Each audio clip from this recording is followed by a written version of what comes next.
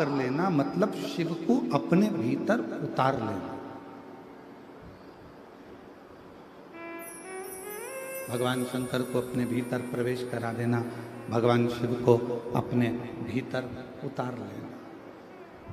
यदि मन साफ है तो, अगर मन क्लीन है तो मन साफ। और शंभु शरण मांगू घड़ी रे घड़ी दुख काटो दया करी दर्शन आपो। शंभु शरण मांगू घड़ी रे दुख काटो दया करी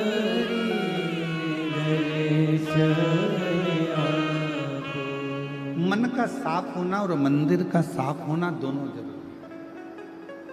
माता जी ने प्रश्न करा कि आपकी कथा में स्त्रियां ज्यादा जाती हैं।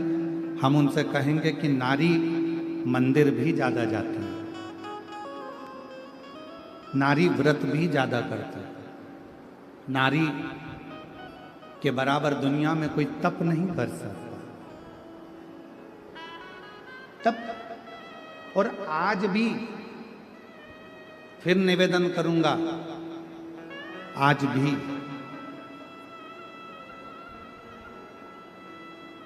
अगर ये संसार, आज भी अगर ये पूरी दुनिया, पूरा जगत अगर सही तरह से टिका हुआ है तो पूरे विश्व की जितनी भी नारियां हैं, जितनी भी भारत देश की मेरी माताएं हैं, इनके व्रत, इनकी साधना, इनका तप, इनका उपास और इनका सातित्व इतना है जिसके बल पर आज भी भारत माता की ये भूमि आनंद के साथ,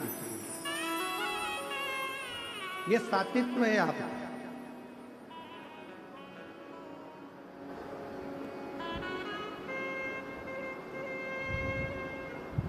ये आपके घरों का संस्कार है।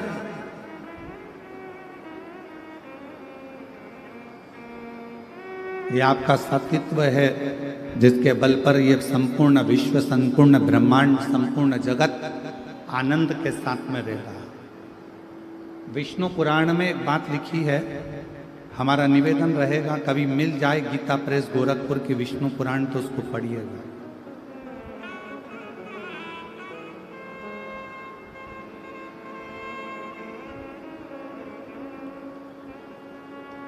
कभी गीता प्रेस गोरखपुर की विष्णु पुराण यदि आपके घर में हो,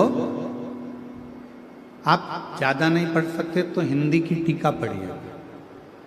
और गीता प्रेस गोरखपुर की विष्णु पुराण में लिखा है, गौ सती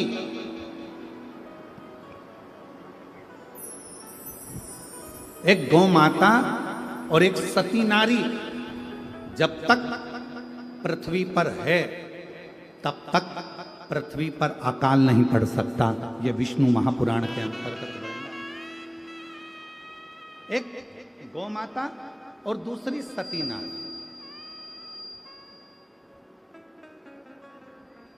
और ये आपका सातित्व ही तो है।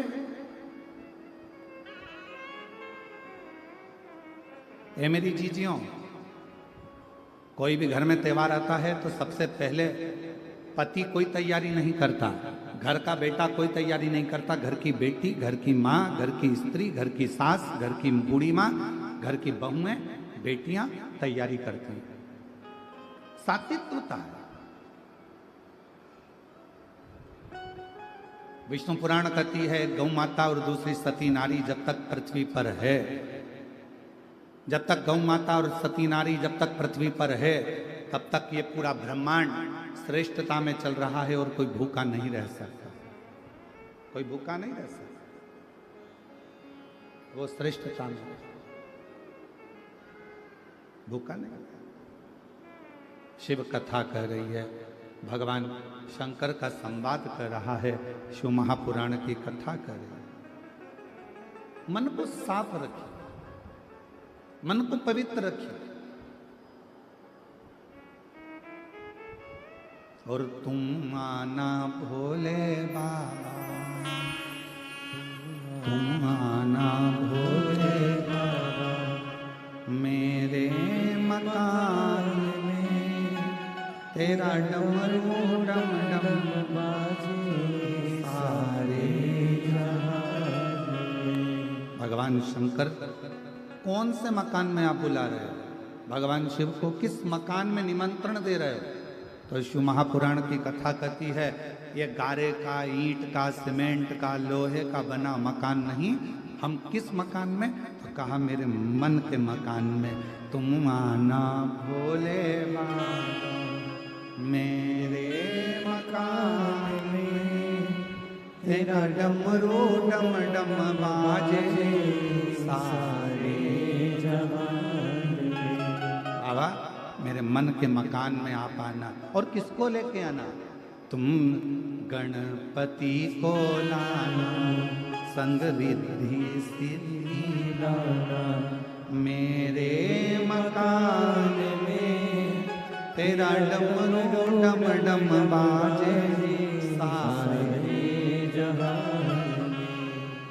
आप गणपति मतलब बुद्धि को लेकर मेरे हृदय में प्रवेश करना, आप रिद्धि सिद्धि मतलब संस्कारों को लेकर मेरे हृदय में प्रवेश करना। ये मेरा मन रूपी जो मंदिर है, मकान है, इसके अंदर आप प्रवेश करें।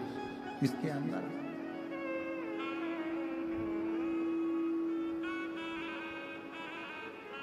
मन की पवित्रता में शिव है।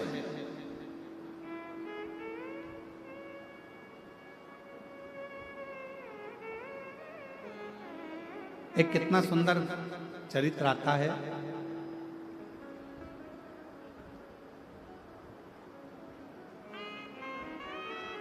एक विमुषा नाम का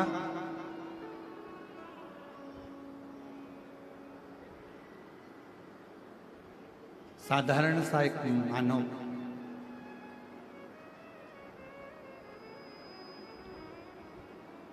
कुछ नहीं जानता था।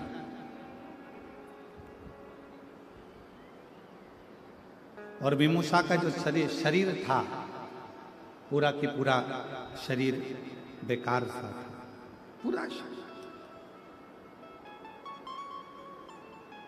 पर विमुषा शिव का बड़ा भगत था। और जितनी मेरी जीजियां बेटी हैं, जीजा बेटे हैं, बेटी बेटियां, माताएं, मेरे भाई बहन जो बेटे हैं, बड़े सावधानी से सुनना इस कथा। विमुषा एक साधारण सा मनुष्य, दिखने में सुंदर नहीं था विमुषा। शरीर का रंग पूरा काला था, नेत्र भी बड़े विकराल लाल लाल भयंकर से थे, दांत बहुत काले से थे, शरीर पूरा बेकार से। जब उसका जन्म हुआ और विमुषा का जन्म हुआ तो उसके माता पिता ने सोचा कि इतना भयंकर बालक पैदा हुआ है, ये रहेगा, लोग क्या कहेंगे, इस बालक को वन में जंगल में उसको छोड़ दिया गया। और विमुषा को जंगल में छोड़ दिया गया। पर कोई पूर्व जन्म के संस्कार विमुषा के रहे होंगे।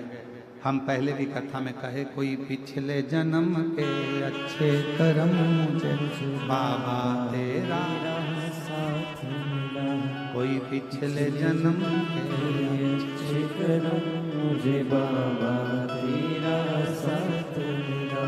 विमुषा का कोई पिछले जन्म का कोई अच्छा कर्म होगा। शरीर बेकार था, शरीर पूर्ण तरह से आड़ा टेढ़ा बेकार विकलांग सा, शरीर काला सा, नेत्र बड़े, दांत काले टूटे, बड़ा विकराल सा उसका शरीर था। पर विमुषा शिव का बड़ा भक्त, शंकर की बड़ी आराधना करता था।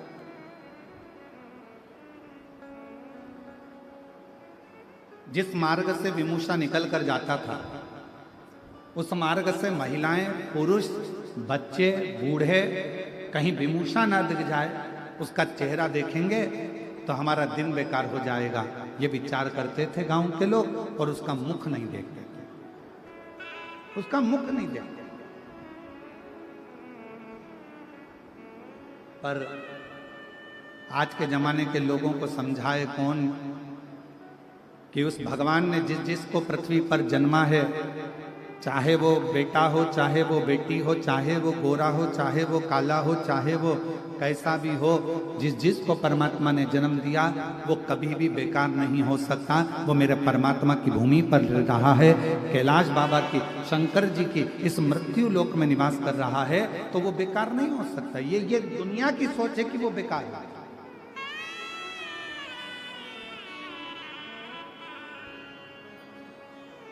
विमूषा जहां से निकलता सब हट जाते, कोई उसको देखता नहीं। लोगों को लगता है इसका मुख देखेंगे दिन बेकार चले जाएगा, इसका मुख का दर्शन करेंगे दिन बेकार चले जाएगा, सोचते।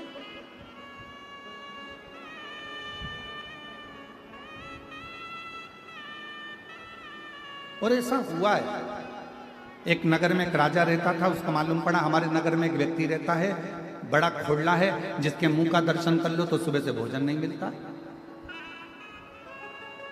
राजा ने कहा ऐसा हो ही नहीं सकता।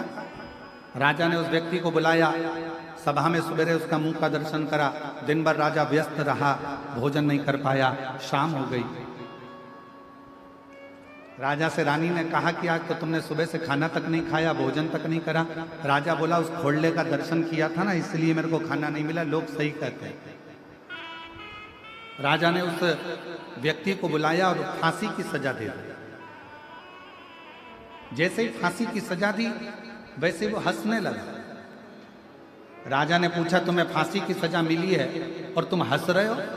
राजा ने जैसे ही पूछा तो उस व्यक्ति ने कहा महाराज तुम मुझे फांसी की सजा इसलिए दे रहे हो क्योंकि मेरा सुबह से मुंह देखा तो तुम्हें भोजन नहीं मिला।